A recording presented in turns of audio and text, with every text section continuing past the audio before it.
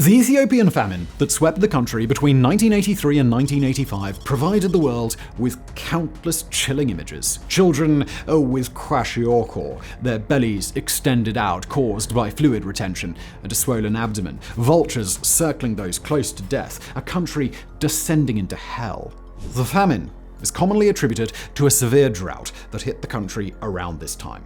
But there were some very human causes, not least the chaotic, haphazard governance of a group known as the Derg, which dragged the country through turmoil for nearly 15 years. The Derg, a brutal military junta, seized control of Ethiopia in 1974, plunging the country into an era of unprecedented violence.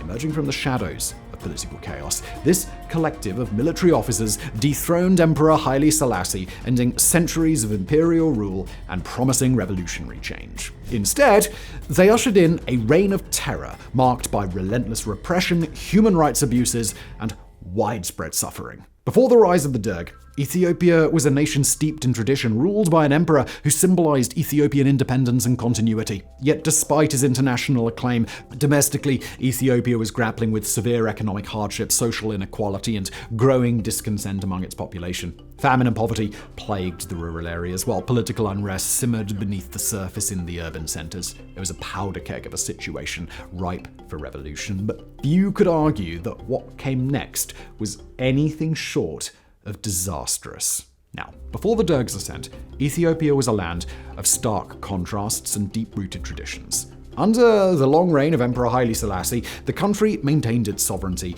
in a rapidly decolonizing Africa. After 5 years under Diet Hitler, Benito Mussolini, the country had never been colonized. It remained a beacon of hope on a continent that had already been through hell and would face plenty more of it in the coming decades. However, beneath the surface of this imperial facade, Ethiopia was struggling badly. Widespread famine, poverty, and social inequality were tearing at the fabric of society. The emperor's autocratic rule, combined with his inability to address the dire needs of his people, led to growing frustration and unrest. The breaking point came in 1974, when a series of military mutinies, labor strikes, and student protests culminated in a popular uprising. The emperor, who had ruled for over 4 decades, was deposed, marking the end of the Solomonic dynasty that had reigned for centuries. In the chaotic power vacuum that ensued, the Derg, a committee of low-ranking military officers led by Mengistu Haile Mariam, emerged as the dominant force. They promised radical land reforms, economic restructuring, and a new era of equality and prosperity. This small group of military officials was gradually added to until there were around 120 members of the Derg, which essentially then shut up shop. No further members were admitted, and the secretive group acted as a cartel which retained a tight grip on the country for nearly 15 years. Then, on the 27th of August, 1975, former Emperor Haile Selassie died of what at the time was reported as respiratory failure. It'd be another 20 years until that respiratory failure was revealed to have been caused by strangulation, thanks to 2 officers of the Derg. His body was unceremoniously buried beneath the concrete slab in the palace gardens and wasn't discovered until the 1990s, when it was reburied with full honors. The Derg embraced a Marxist-Leninist ideology, envisioning a radical transformation of Ethiopian society. They promised to dismantle the old feudal system and build a socialist utopia where equality and prosperity would replace oppression and poverty. The junta's rhetoric was filled with revolutionary zeal, pledging far-reaching reforms, abolishing aristocratic privileges, and establishing a people's government. The Ethiopian populace, weary of the endemic corruption and inefficiency under Emperor Haile Selassie's rule, initially welcomed the Derg's promises with cautious optimism. They saw a chance for real change in the Derg, a break from the past that had left the majority impoverished and marginalized.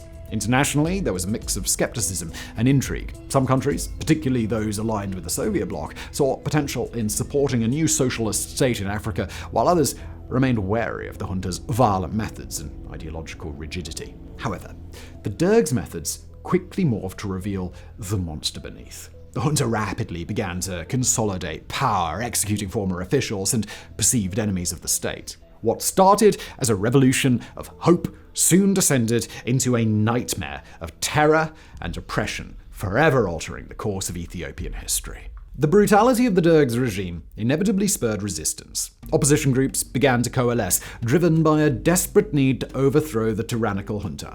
These groups were diverse, ranging from the pro-monarchy Ethiopian Democratic Union to the far leftist Ethiopian People's Revolutionary Party, the Eritrean People's Liberation Front, or EPLF, rebels based in Tigray, and several other groups, each united by their common enemy, but often deeply divided in their visions for Ethiopia's future. These groups engaged in fierce guerrilla warfare against the Ethiopian government, leveraging the rugged terrain to their advantage. The conflict, it was brutal, it was unforgiving, it was marked by atrocities on both sides as villages were razed and vast numbers of lives were simply lost in the crossfire. In 1977, the Ogaden region in the east of the country was invaded by Somalia, which required a massive effort to liberate. In fact, Ethiopia was only saved from defeat and permanent loss of territory through a massive airlift of military supplies worth $1 billion, the arrival of more than 12,000 Cuban soldiers and airmen, and 1,500 Soviet advisors.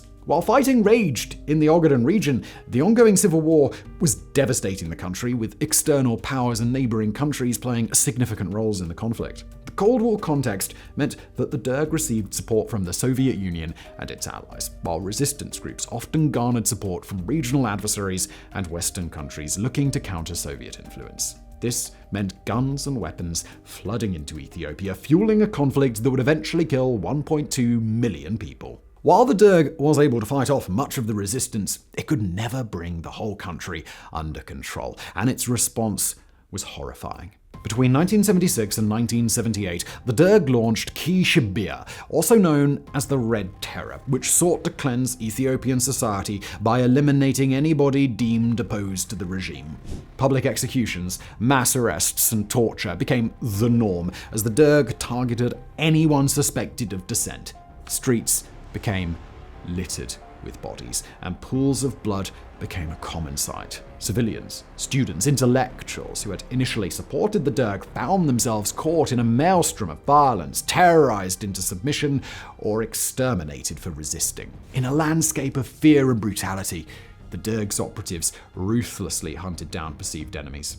The regime's internal security apparatus, spearheaded by the notorious security service known as the Kebbalese, became synonymous with terror. Families of the executed were often forced to reimburse the government for the bullets used to kill their loved ones, adding a whole new layer of grotesque humiliation to their grief. The Derg's relentless campaign of violence was aimed at eradicating any vestige of opposition, real or imagined. Torture and extrajudicial killings were rampant. Suspected dissidents were routinely detained without trial and subjected to barbaric methods of torture designed to break their will and extract confessions. Testimonies from survivors recount horrifying details. Prisoners beaten to the brink of death, subjected to electric shocks, and forced to endure relentless psychological torment.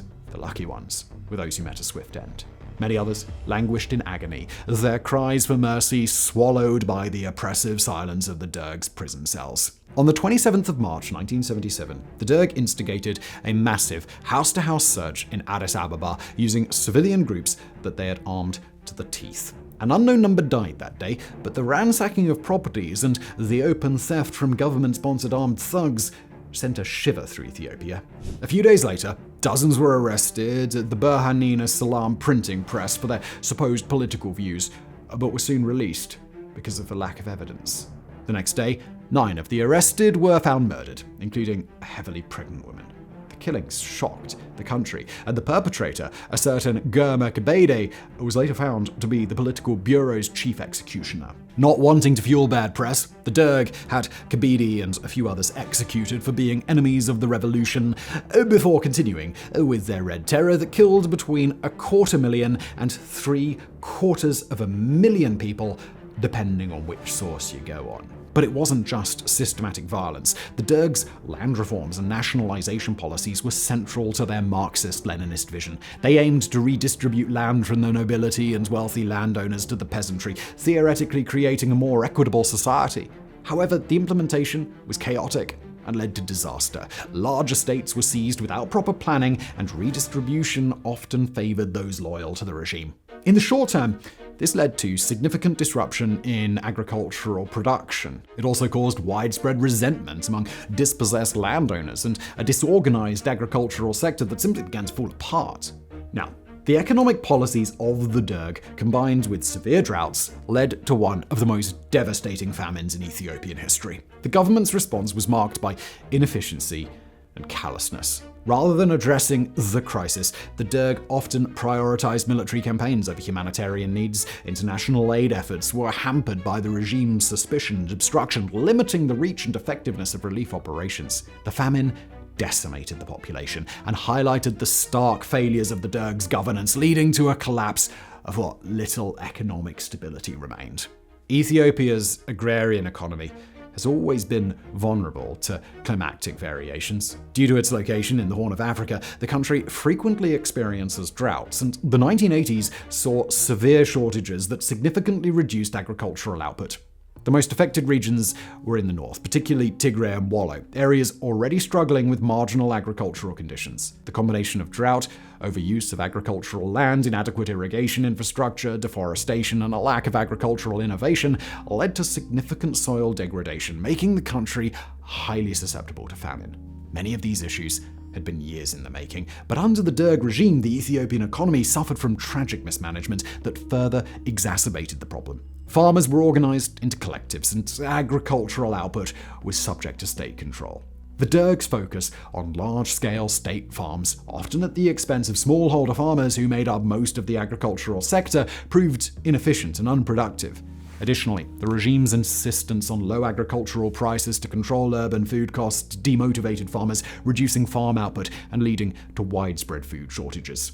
The ongoing civil war diverted manpower and financial resources away from productive activities, further disrupting agriculture production and distribution. The government's counterinsurgency tactics often included scorched earth policies and the deliberate destruction of crops and villages in rebel-held areas. These actions heavily contributed to the famine by displacing large populations and destroying the means of subsistence for many rural communities. The 1983 to 1985 famine was one of the most severe in Ethiopia's history, and it's estimated that between 400,000 and 1 million people died from starvation and its related diseases. It was most acute in the northern regions, but few areas of the country escaped unaffected.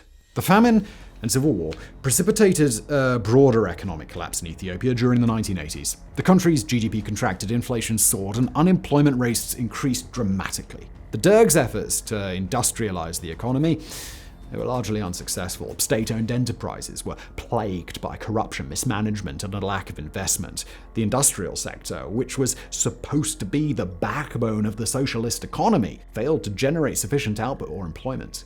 The Derg's power was gradually unraveling. The regime, once feared and unyielding, began to crumble under the weight of its own brutality and the immense suffering it had inflicted upon the Ethiopian people. Famine, economic mismanagement, and continuous civil war slowly eroded the Derg's grip on power.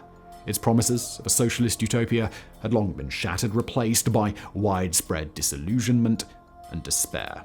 Yet it took time to fall apart completely, as the Derg engaged in a series of frantic makeovers that it hoped would convince the Ethiopian people that it wasn't to blame for all of the country's hardships. In September 1987, Mengistu Haile Mariam announced that Ethiopia would be known as the Ethiopian People's Democratic Republic, transforming the Derg into the Ethiopian Workers' Party, or EWP. After a failed coup attempt against Mengistu in 1989 and the collapse of communism in Eastern Europe in 1990, Ethiopia abandoned socialism altogether. This shift resulted in the loss of inexpensive fuel and weapons supplies to Mengistu's regime from the Soviet Union, itself close to death. Consequently, the government adopted free market policies and allowed opposition groups to join a unified party. In March 1990, the EWP was renamed again the Ethiopian Democratic Unity Party, or EDUP, with membership now extending to non-Marxists. But as they say, you can't put lipstick on a pig. Mengistu Haile Mariam, the architect of much of the Derg's reign of terror, was seeing his power slipping away. In May 1991, as rejuvenated rebel forces closed in on Addis Ababa, Mengistu fled the country, seeking asylum in Zimbabwe. His departure was as sudden as it was inevitable, a desperate bid for survival by a man whose hands were stained with the blood of countless innocents. From that point, the collapse of the Derg was swift and chaotic, leaving a power vacuum quickly filled by the advancing forces of the Ethiopian People's Revolutionary Democratic Front. The transition to the Democratic Front rule marked the end of one of the darkest chapters in Ethiopian history, and as it took control of the capital, the end of the Derg's oppressive regime was finally declared. The new government faced the monumental task of rebuilding a nation ravaged by years of war, famine, and systematic repression. The fall of the Derg signaled a new era for Ethiopia, but the scars left by the junta's brutal rule would take generations to heal. The tragedy of Ethiopia during the 1970s and 80s was about as bad as it gets. A horrendous, tyrannical government instigating the kind of bizarre, poorly thought out communist ideas that Mao would have been proud of. A red terror that may have killed around 700,000, and a famine where the number of deaths probably topped 1 million. This was a perfect storm of brutality, terrible luck, and ideological madness that dragged a once proud nation into the darkness and on into hell.